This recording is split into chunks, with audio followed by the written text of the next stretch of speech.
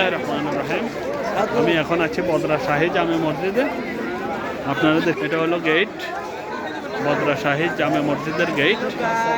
ইনশাআল্লাহ দেখতে পাচ্ছেন বদরা শাহী জামে মসজিদে। এখানে আসছে নামাজ পড়ার জন্য। সবাই দোয়া করবেন। ইনশাআল্লাহ বদরা শাহী জামে মসজিদে আসছে আজকে শুক্রবার নামাজ পড়ার জন্য। সবাই দোয়া করবেন ইনশাআল্লাহ।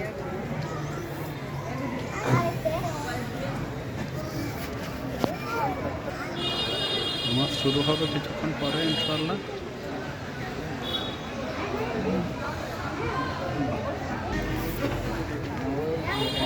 সবাই দোয়া করবেন। বদরা শাহী জামে মসজিদ।